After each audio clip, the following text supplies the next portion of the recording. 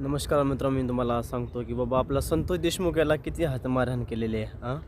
त्याचं 1 इंच सोडलं नाही हो, 1 इंच अंगाची जागा त्याची सोडलेली नाही. त्याला एवढं मारहाण केलेलं आहे, त्याच्या अंगावर 1 इंच जागा सुद्धा उरलेली नाही.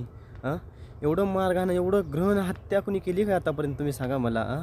काय त्या पापिष्टाचा गुन्हा तुम्हाला सांगा. आजकालच्या पिढीमध्ये असा एकही सरपंच आहे का? तुम्ही सांगा, जे स्वतः गावासाठी लढलेलं आहे. कुणी आहे का सांगा मला? असा एकही सरपंच नाही की स्वतःमध्ये राबतो, कष्ट करतो आणि आपलं सारं जीवन फक्त त्या गावासाठी लावतो. असा एकही सरपंच भेटणार नाही मित्रांनो, एकही भेटणार नाही.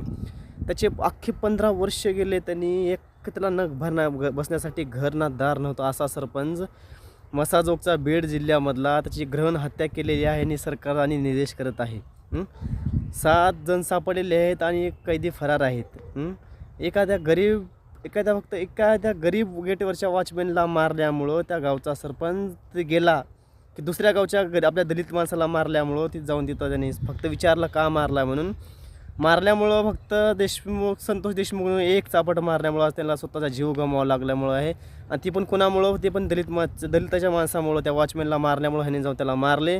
त्याच्यामुळं संतोष देशमुखला उचलले त्यांनी, त्याची निर्घण हत्या केली. तरी आपल्याला दलिताला कळलं पाहिजे बाबा, आपल्यासाठी त्यांनी स्वतःची जीवाची बाजी मारली. तरी आपण दलित बांधव आहोत की सगळे घरानं बसलेले आहेत प्रत्येकाच्या.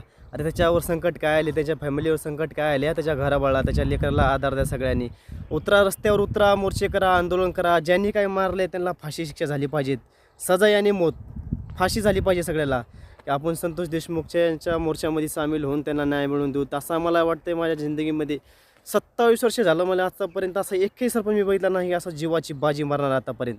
ते पहिला सरपंच असा मला जर सरपंच भेटला असता तर आम्ही आतापर्यंतचं पायी धुवून पाले असतं अशा सरपंचाचे. अरे असला सरपंच भेटायला नशीब लागतो आणि त्याच्या हत्या झाली.